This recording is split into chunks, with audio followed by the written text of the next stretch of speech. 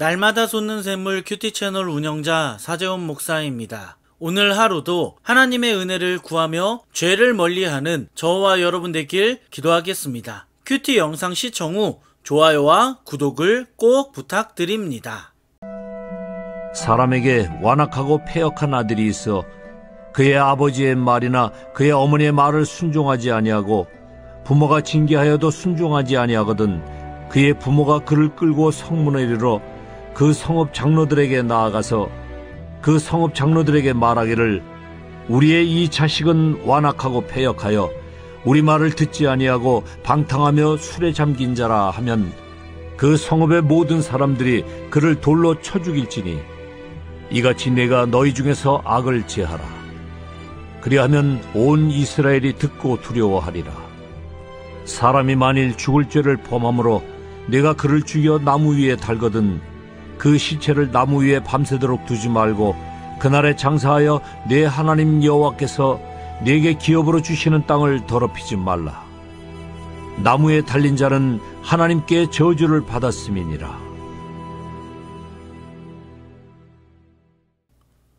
오늘 우리가 읽은 말씀을 보면 모세는 부모들에게 계속 죄를 짓는 아들을 법정에 고발하라고 합니다.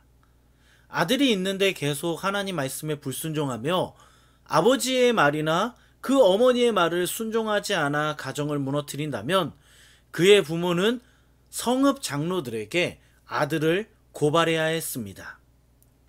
자녀가 하나님의 말씀을 벗어나 계속 방탕하면 술에 빠져 부모의 말 듣기를 거절한다면 부모는 성읍 장로들에게 아들을 고발해야 합니다. 부모에 의해 고발당한 아들은 어떻게 되냐면 말씀 20절, 21절을 보면 재판관들이 아들에 대해 판단을 한 후에 사형을 결정할 수도 있었습니다. 법정에서 사형이 결정되면 그 성의 모든 남자는 그를 돌로 쳐 죽였습니다.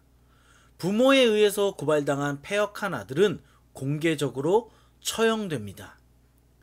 여러분, 오늘 말씀은 부모가 아들에게 계속 하나님 말씀을 순종하라고 권면하지만 아들이 부모 말에 순종하지 않고 하나님 말씀을 듣기를 거절하며 술에 빠져 방탕한 생활을 계속한다면 부모는 어떻게 해야 한다고 오늘 말씀은 기록하고 있습니까? 자식을 법정에 고소하라고 합니다. 법정에 고소함으로 하나님의 심판을 받게 하라고 명령하고 있습니다.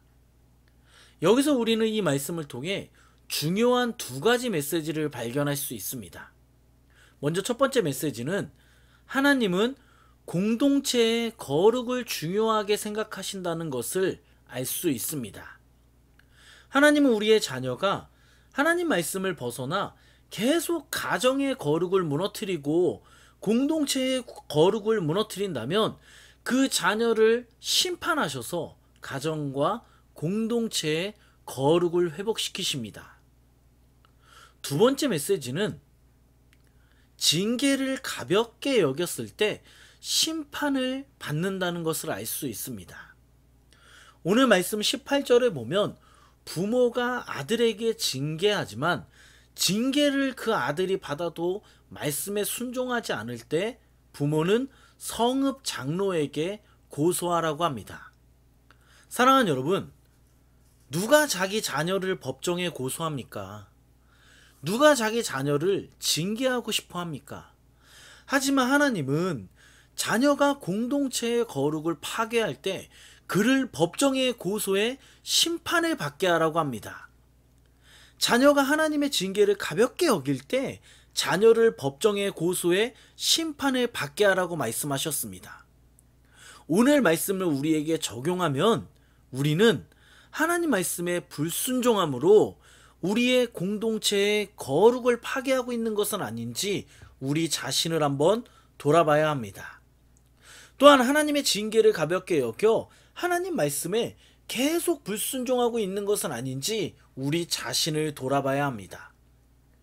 공동체를 파괴하는 죄를 짓고 있다면 회개하고 또한 하나님께서 우리에게 주시는 징계를 통해 회개하고 하나님께 돌아갈 수 있는 저와 여러분 되기를 소망합니다. 또한 우리 자녀가 하나님의 징계를 가볍게 여기지 않고 하나님 말씀에 순종함으로 공동체를 세우는 귀한 하나님의 자녀들 되길 간절히 소망합니다. 이어서 말씀을 보면 하나님은 한 사람이 죽을 죄를 지어서 죽임을 당해 나무에 매달아 놓았다면 시체를 밤새도록 매달아 놓지 말라고 하셨습니다. 여러분, 왜 처형된 사람을 나무에 매달았을까요? 처형당한 시체를 어떤 이유로 나무에 매달아서 사람들이 볼 수 있게 했을까요? 바로 그 이유는 죄에 대한 하나님의 심판을 공개적으로 드러내기 위해서입니다. 나무에 시체가 달린 것을 보고 모두가 하나님의 심판을 두려워하며 죄의 결과에 대한 두려움을 가지라는 겁니다.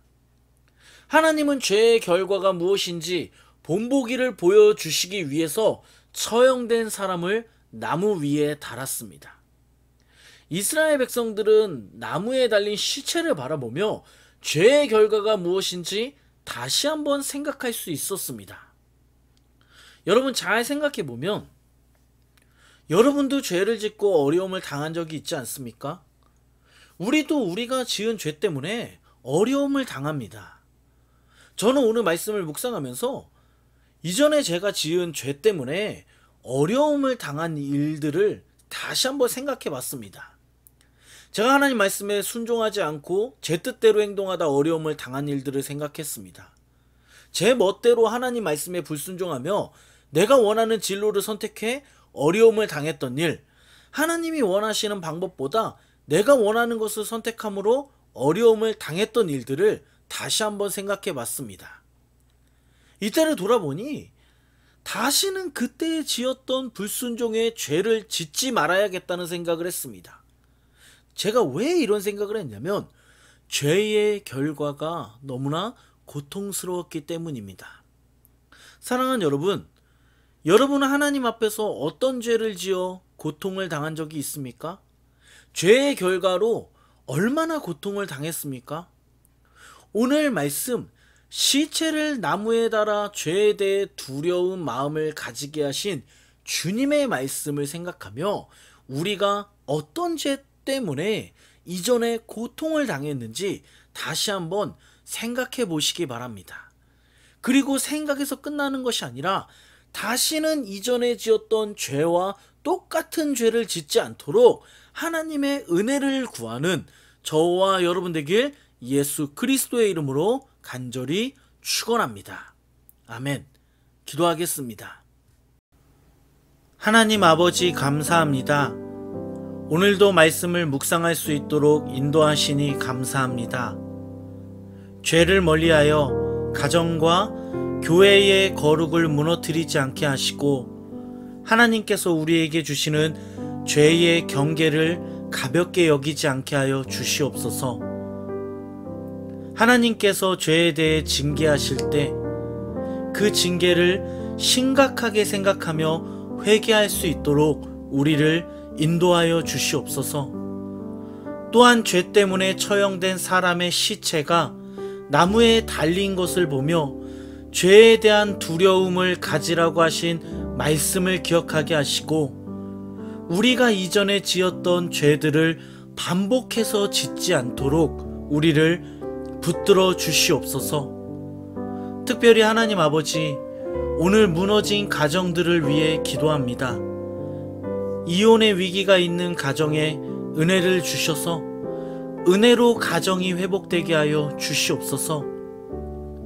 이미 이혼을 경험한 가정이 있다면 하나님의 은혜로 이 가정이 다시 세워지게 하시고 특별히 이혼으로 인한 자녀들의 상처가 주의 은혜로 회복될 수 있도록 인도하여 주시옵소서. 하나님의 은혜가 아니면 회복될 수 없는 가정들이 많습니다. 이 방송을 듣는 모든 가정이 다시 주의 은혜로 세워지도록 은혜를 내려주시옵소서. 이 모든 말씀 우리를 죄에서 구원하신 예수님의 이름으로 기도드립니다. 아멘.